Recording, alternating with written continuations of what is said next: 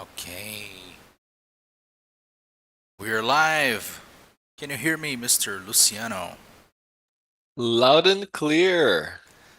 Amazing. Welcome to the new episode of Business Experience Podcast. Today we're going to talk about deep work.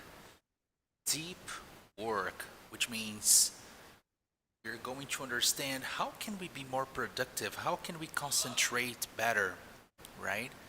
And I'd like to start by asking Luciano a question. Look at this image. It's quite funny, isn't it? It's a man with many arms holding different objects. I'd like to ask you, have you ever felt like this? Have you ever felt that during the day you do so many things, you feel tired, but you feel like you haven't accomplished anything really important? For sure, Pablo. There are days and days, and some days I do a lot of things and I accomplished nothing at the end of the day. And sometimes I feel like this person, I want to have more arms, more hours in the day, but unfortunately, that is not true, and we still need to advance with our projects. So, depending on the day, I feel like that. But nowadays, after reading the book that we're going to talk about, I was able to improve my productivity and get things done. Exactly. This book also helped me as well because whenever uh, you work hard, the sensation you feel is that you're making progress, but that's the point. Not always you're actually making progress, right? And eventually we feel unsure about it. What's the meaning of the word unsure, Luciano? Well, I will give you my best shot, and if I make any mistakes, you help me out. Well, when you are unsure about something, I believe you are not sure, you're not certain that something will happen or you will do something. If I tell you, Pablo, I'm unsure I will be able to help you, it means that I'm not certain about it. Exactly it. That's exactly it. Great work. And don't worry, if we make mistakes, that works for me as well. Luciano is going to correct me. Above all else, we are a team and we are united as a family, right? Let's do it. Exactly. So that's the actual meaning of unsure. And in such a fast-paced world, it's sometimes it's difficult to think because I hear students. Well, I have some students, so do you, and we hear them saying that, oh, I don't know, 8 meetings in one day, right? So when you have 8 meetings, you are not being productive because you are at the meeting. So, do you believe it is still possible to work with full focus in today's fast paced world? Well, I believe there is a lot of room for improvement. We are always learning how we work, and I highly believe that we can be more and more productive. I sometimes I talk to people and I hear the notification popping up in the background, the notification like beep, beep, while we are in the meeting. So for me, the real problem is not actually having a lot of meetings because as a coordinator, a director, you are in charge of people. But for me, the main problem is when you are there in the meeting, but just your body is there. Your soul is in another place. And when I hear a notification popping up in the background, I feel like I'm there, but the other person kind of we lose. I feel sometimes we are in a frequency, we are thinking we are on the same page, but when I hear the notification, I feel that it disrupts the flow of the conversation. Perfect. So, in a nutshell, in summary, I believe that the notifications we have nowadays, those are the main problems. Absolutely. I'm trying to add a line here out of the box, but no brainer. Let's do it. So you said that notifications disrupt workflow and concentration. Exactly, you're right. Okay, interesting. And you said something after disrupt. You used another interesting word. It's really Ay, ay, ay. When we are talking, it is really hard to come back and think about the words. We are just talking, and this is one thing that is hard sometimes for students, right? They have to go back when they are at meetings. They have to remember what other people said. And sometimes we're just going with the flow of the conversation. So I don't remember, unfortunately. don't worry, don't worry. Yeah, go in the flow. Actually, that's what we're doing. We're here. That's how a podcast works, where we go on the flow of the conversation. Even though we have a topic to teach, but still, uh, this is also connected to concentration, right? People sometimes are not enough concentrated, and they don't take notes. And whenever you don't take notes immediately, you eventually end up losing. Um, but the word disrupt here is really important. So we could say that disrupt is similar to interrupt then, right? Is I believe that disrupt is when you have a break in the flow. There is a break in what you were doing. A break. Interesting. Interesting. And hmm these notifications, they cause this break. So you have basically answered question number 2. What are your biggest distractions during the workday? Just notifications for sure, right? Well, nowadays I feel that I'm able now to deal with this because I turn off all of my computer's notifications. And I believe we're going to come back to this subject later. But one of the things that improved my productivity is turning off notifications. Mm-hmm. Well, and one of the things that I feel I struggle nowadays as I work in the office, I struggle to come back and refocus. Mm-hmm. When people come and talk to me, I feel that sometimes I lose focus when I am really focused on something. And then when people call me, that might disrupt my focus. So I believe that for different people, there will be different types of disruptions or different types of ways of losing productivity. Nowadays, for me, that's the one that I'm trying to improve now. Notifications are all turned off right now on my computer. Mm-hmm. Yeah, and it's this is an amazing tip for people that are trying to having improving their concentrations, for leaders that are all the time receiving calls from their superiors, that are all the time uh, solving problems, right? As a leader, you're constantly talking with employees, solving problems. So I believe that it's uh, it's a real deal challenge to turn off notifications, and it's there is the right moment for that, right? Because notifications are important. They are also part of your job. So it's a real challenge to understand when is the right moment to check these notifications, right? Is should I have a moment to turn off notifications and just you know and just stop? Just go with it, right? Just Just focus and look nowhere else, only to your screen. exactly. This moment should exist, and the challenge is to find the right time for it. So that's a very interesting topic we're going to discuss. We're having technical problems here with my camera. I'm trying to find um, a new position for it. Okay, I didn't know that. Yeah, my camera. Take your time. Yeah, the camera turned off for some reason, and Mhm. it turned off and turned on. Now it's on again.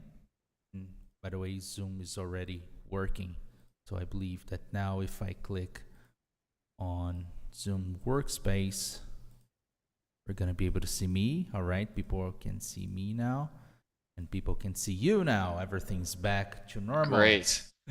Okay. So, when you are again, when you were working and your notifications are on, you are busy, but you're not being truly productive, are you? Is there a difference? Are you every time you're busy, are you being productive? What do you think?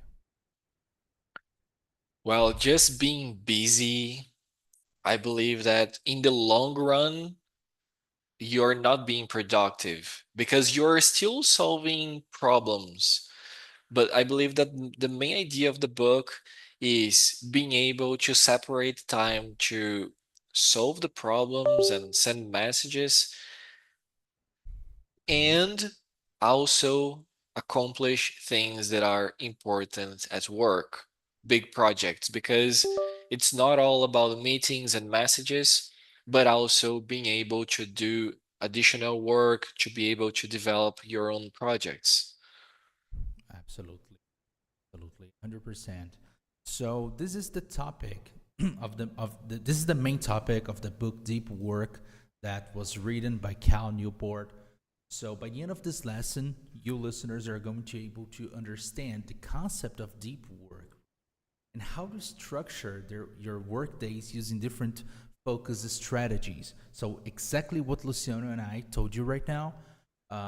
What is the perfect moment to focus? How to foster your focus? We're going to see everything, and of course, we're going to deep dive into vocabulary and expressions that are related to productivity at work. Amazing.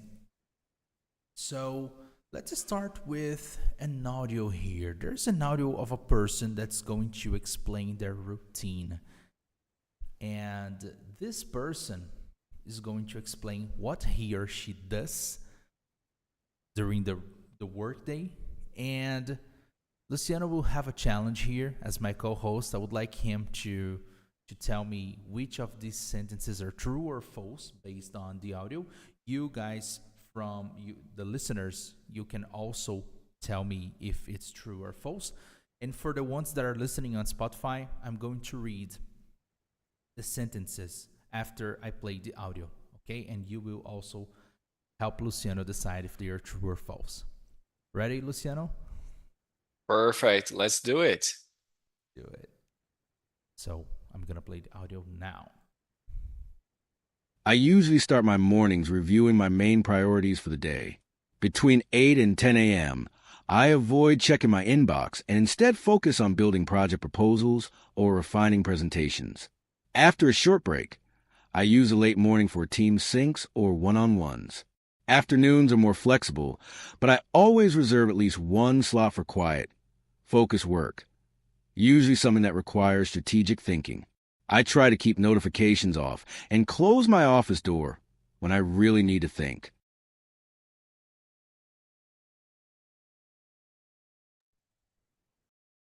Okay. From 0 to 10, how difficult that was. Well, for me, it wasn't that difficult. It was a short audio, but I don't know the questions you have for me. So who knows? But I understood, I'm sure I understood everything. Interesting. So, I believe I can ask you the questions now. Actually, I'm not gonna ask you questions. I'm gonna say five phrases, and you're going to decide if they're true or false. And you, our listeners, feel free to give your guesses as well. Ready? So the first phrase is the speaker avoids their inbox in the early morning. Is this true or false? So let me think. I Can you say that again? Absolutely. The speaker avoids their inbox in the early morning. I believe this is true. Okay. We're going to check later. Don't worry. It's fine to make mistakes for everyone, not only for our master here. Okay, phrase number two. The speaker has no fixed time for focused work. True or false? I will leave. I believe I know the answer. I believe it is false. Okay, that's He amazing. has focused. He has a slot. He mentioned a slot for quiet, focused work. Okay, so there was a mention that doesn't necessarily mean it's what he does, but great guess. Mm. Great guess. Third, the speaker includes strategic thinking in their daily routine. Yeah, I believe it is true. Mm-hmm. Amazing. Well, great guess. The fourth one says notification and distractions are minimized during focus time. Well, if I recall correctly, he said that he tries to keep notifications off. So this one is true. Mm. Okay. And last but not least, the speaker spends the entire morning in meetings. Well, the entire morning, when you say the entire morning, I believe it's false. Mm. Usually people focus for a limited time, not the entire morning, right? Mm-hmm. Amazing. Very good. Before we proceed, I would like to say hi to Claudia. She's listening to us. Thank you for being here, Claudia. Great guesses. She is guessing if the sentences are true or false in the chat. We are going. Lovely. Yeah, she's awesome, right? Thank you for being here. Claudia is always with us. Well, let's check if these answers are true or false. So, when we open the script, he starts saying, I usually start my mornings reviewing my main priorities for the day. Okay. Between 8 and 10 a.m., he avoids checking his inbox and instead focuses on building project proposals or refining presentations. So he avoids checking inbox.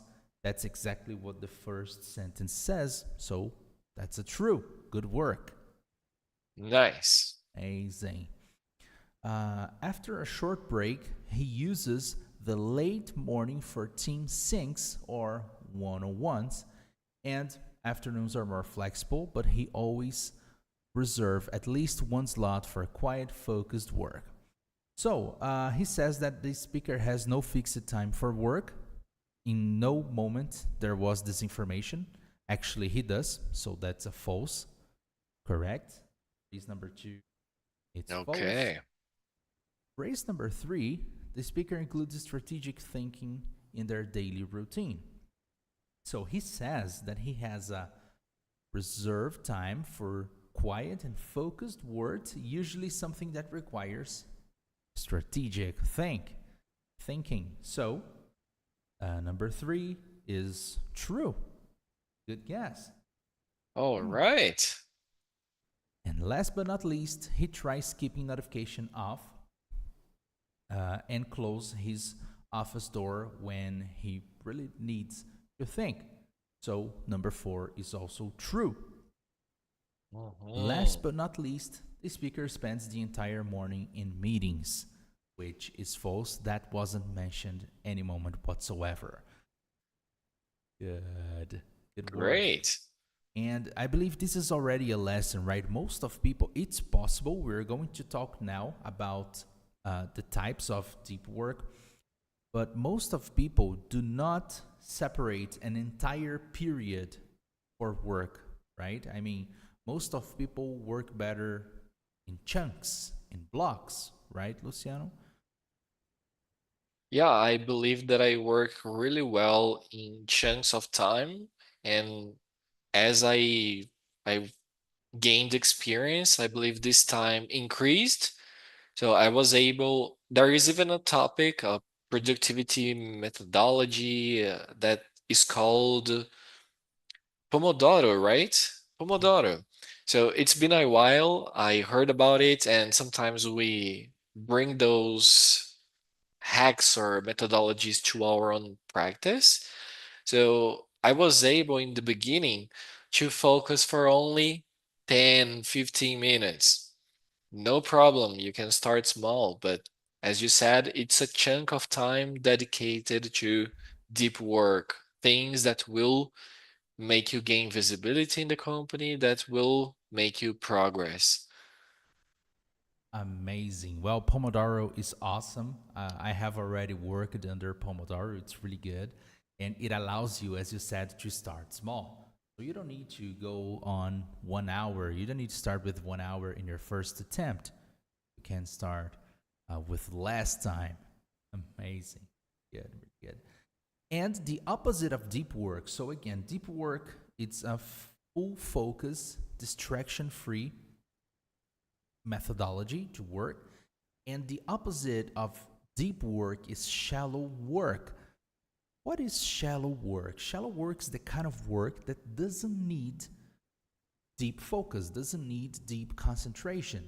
So you can, for example, write emails, you can answer Slack messages, arrange or attend quick meetings to solve quick things, right? Things that you can do without further concentration, things you can do with your brains turned off. As per se, we of course you need some skills, some reasoning to do it, but at the same time, it's not the same as creating something, writing something, right? And Exactly. I heard once, sorry interrupting you, feel free. I heard once that in the general population that when we wake up, our brain is fully capable of making decisions. And the more awake we are, and the more decisions we make, the less our brains are able to make good decisions. For example, if you are awake for 24 hours, probably you're not as sharp as you were when you woke up. So that's why, for example, when you say deep work, I try to do really hard things and think deeply in the morning. And I believe that for different people, some people might work better in the morning or in the afternoon or even in the evening time. But for me, when you talk about deep work, I believe that that's the morning for me. Yeah, yeah. I'd say the same. Morning and night, definitely not afternoons. Yeah, I feel like afternoons, especially the evening time like we are now, it's a great time to talk and answer messages and talk to people. Exactly. Indeed, because it doesn't mean shallow work. It doesn't mean not working. It just means Mhm. working with something that's easier, right? Yes, it's a different type of work because in the end of the day, all of them are work. You still need to answer messages, you still need to talk to people. It is a matter of scheduling the right activity in the right time and being able to classify them, right? Things that are really important, separate time to think deeply because it's sometimes it is hard to find the answer for a problem. You need to use all your brain capacity. At least for me, I need to use every single part of my brain to solve some problems. And that's exactly where I will, as the person in the audio mentioned, I will separate some time for deep work. Yeah, wow. This is so wise. You see, guys, that's why it's important to have a psychologist on your team. Amazing. Really good. Really good. And you just brought up something. You said you used the word sharp. I wrote your phrase here. You're not as Cool. sharp as you were when you woke up. And you told me about using your brain full capacity. So I believe when you mean sharp, you mean that you're using your brain at full capacity. Because I know sharp as an adjective for blades, for knives. When you have a knife, the knife is sharp, so you cut easily. But when Hmm. you are sharp or working sharply, does that mean you were using your full capacity? Yes, indeed, you're 100% correct. Nice, interesting. So, new vocabulary for all of us. Hmm. Amazing, pretty good. So yeah, that's right. In this super focused work is becoming rare. People are losing this skill. That's why it's important it's important to foster your or to nurture your concentration. When you do that, you develop a superpower most of people don't have nowadays, right? And leaders with deep True. focus make better decisions and create impact. Again, connected to what Luciano said, right? The more decisions you make, the more tired your brain gets of making decisions, and the quality of your decisions they decrease, as we're saying. Exactly. And well, Pablo, what are the strategies? Because I remember that in the book there are different strategies and different ways of working. Can you tell us more about it? Absolutely, Luciano. Thank you for bringing that up. Actually, that would be exactly the next part of our podcast, the strategies, the deep work strategies. As I said, most of people do not separate an entire period to work, to do their jobs. However, some people do, and that's fine because people have different times of concentration. People have different periods, as you said. Evenings, afternoons are for soft things, whereas mornings are for concentration. So I believe that your strategy, your deep work strategy, is more rhythmic, or even um, we could say, yeah, or bimodal.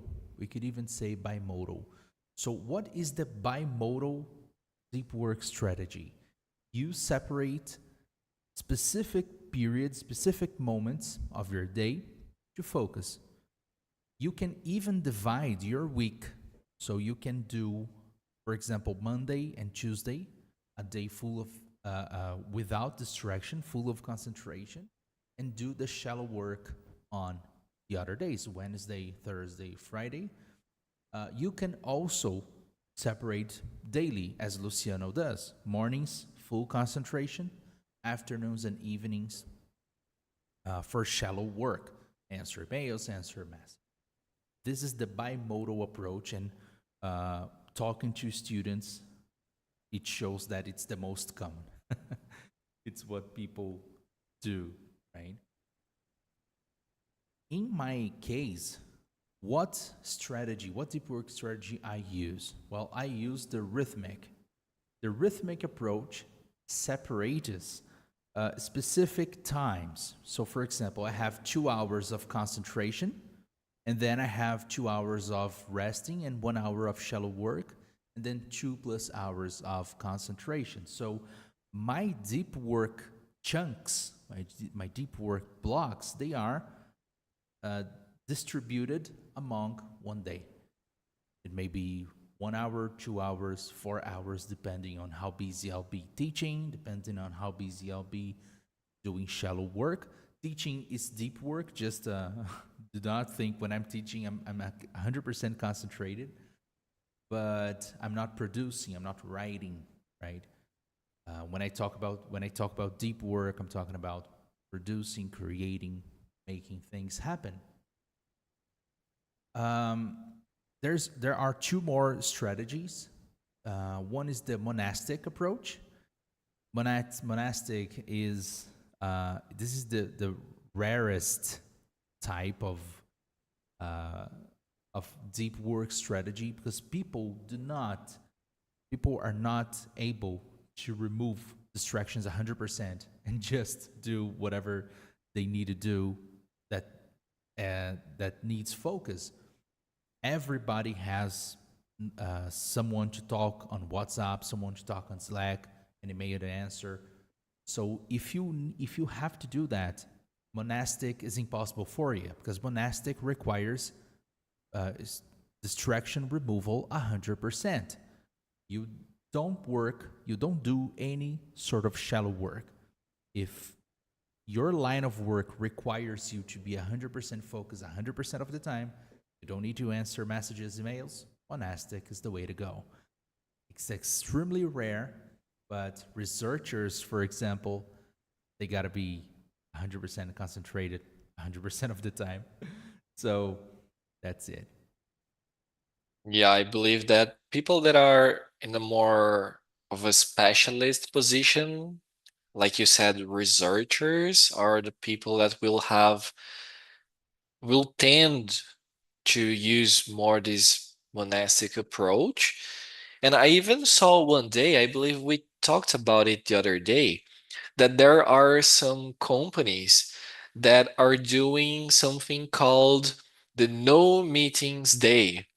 They choose a day of the week to not have meetings in order to have more deep work so that people have less meetings, less distractions, or less notifications, and just at least one day a week where they will focus on a project. Wow, that sounds really interesting. I mean, for companies and for leaders that are involved in a lot of meetings, it might be the solution, right, for the distraction problems. It's a distraction-free day. Awesome. It is something new. I never tried that, to be honest. And I don't know a lot of companies that did that, but I saw these news and perhaps someone that is listening can try that one day. Absolutely, for sure. I would be happy to hear from students and from our listeners if they already tried it. And if you have a no meetings day, for example, you can do one day of bimodal strategy or rhythmic strategy. You can separate your whole morning to concentrate and be free in the afternoon or evening. Not free, but do shallow work.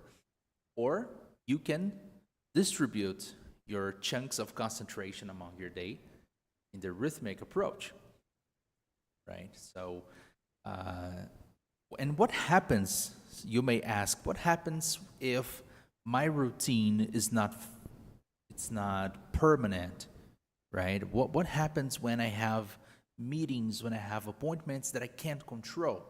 In this case, your approach might be the journalistic.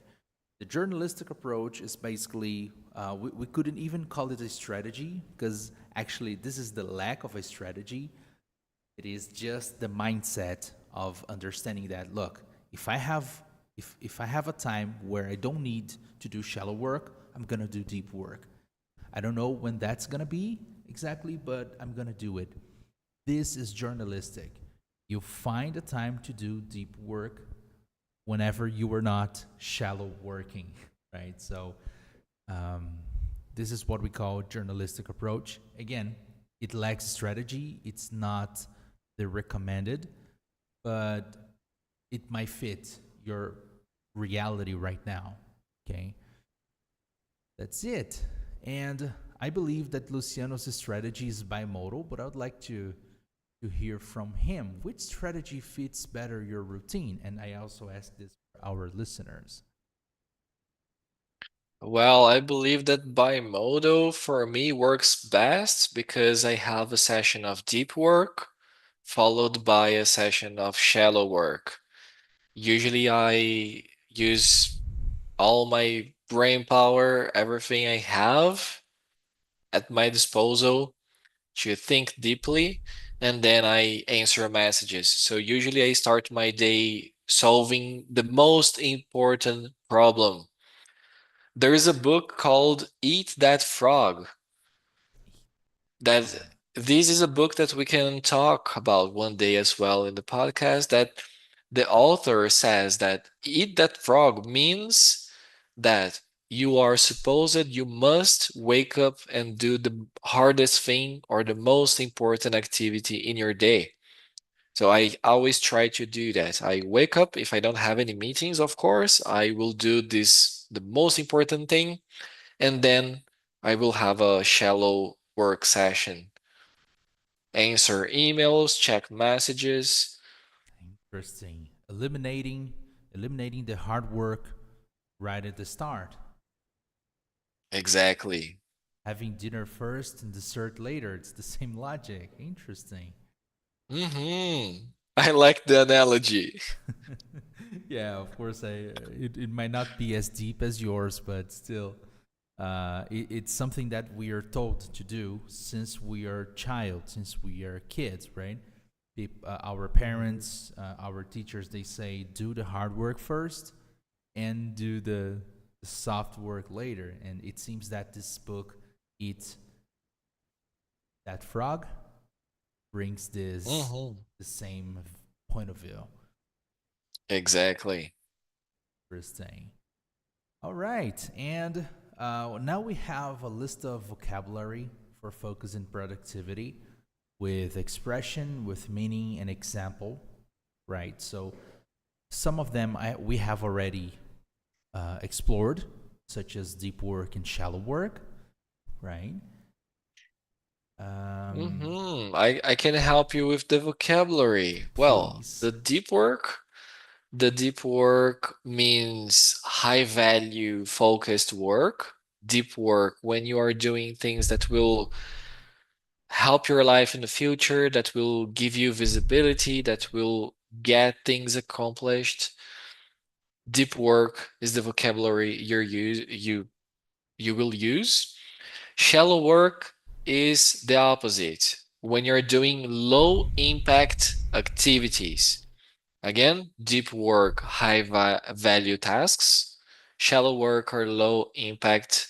And when you are reactive, people send you a message and you reply. That's being reactive. You need to time block. Time block is when you are setting aside, when you're saving time for one activity. So think about it. When will you time block a time for deep work?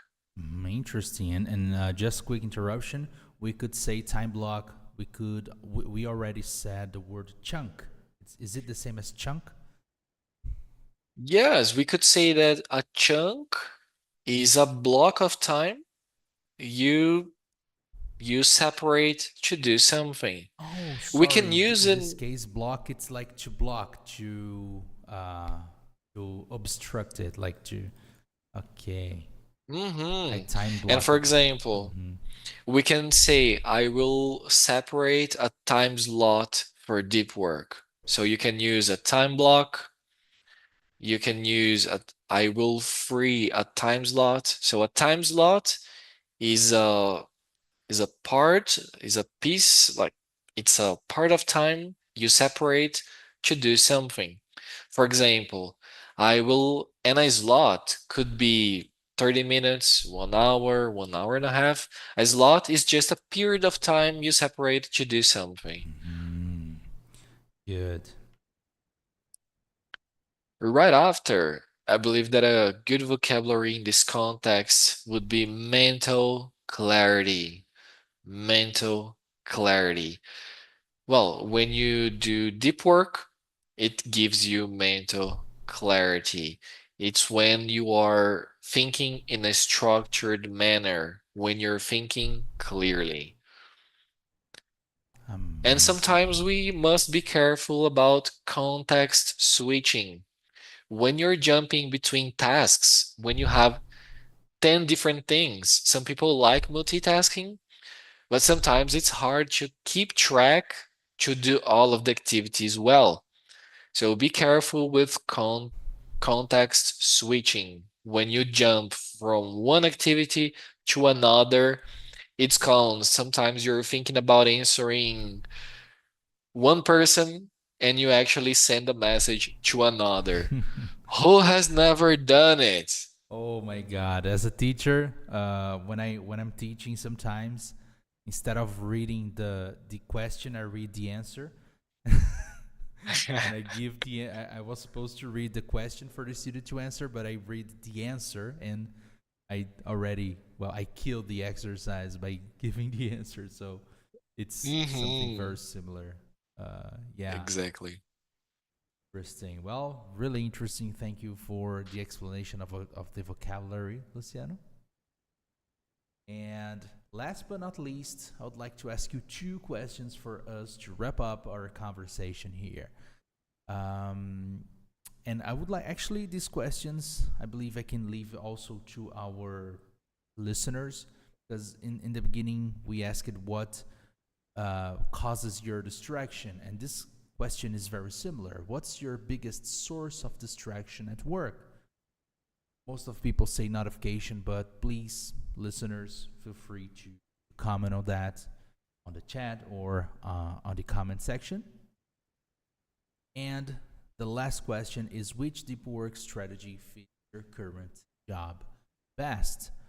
So, if you were able to answer these two questions in English, we are going to be able to check if you're using English correctly and even deliver a feedback to you on the comment section or even the chat.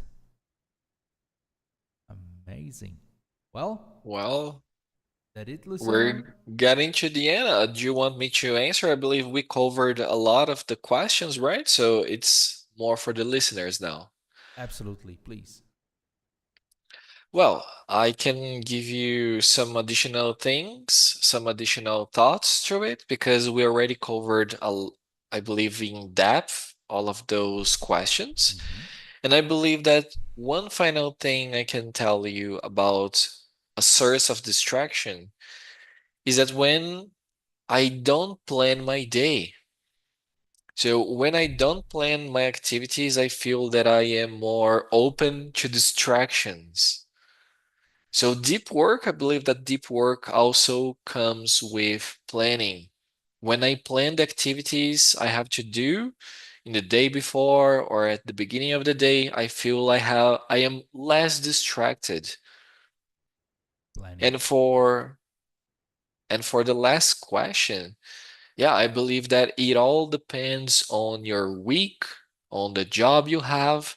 So there are four, as you mentioned, there are four approaches. So depending on your week, on the pain or depending on the activities you have on that week, your approach might change. So the idea with deep work, in my opinion, it's not to focus and follow one single strategy. It's all about understanding the approaches and doing what's best according to your moment of life. Exactly. Wow. That's one of the wisest thing I've ever heard. Great. Oh, come on. You're being too kind, my friend. No, that's true. That's true. As I said, that's why it's important to have a psychologist on your team. Amazing, really good. And just to make it clear, we're talking about distraction-free work, and I'm constantly looking down. And the reason why I'm looking down is to check the chat, right? So to see if our listeners are interacting with us. So this is my only distraction in this moment where I'm 100% focused in making this podcast happening. And I hope you listeners can have a good time of concentration making your job, making your work, your jobs happening as well. This is it. It's always a pleasure to talk with you, Luciano. Thank you very much for being here. My pleasure. It's a pleasure being here and talk a little bit more about books. I love doing that. I hope we're able to have more opportunities like that. In case you're listening to this podcast, recommend us some books and what you would like to see in future weeks. Amazing. Please do it. And Claudia said perfect. Thank you very much, Claudia, for your participation as well. And I hope we can talk soon in a new episode of the Business Experience Podcast. Thank you very much.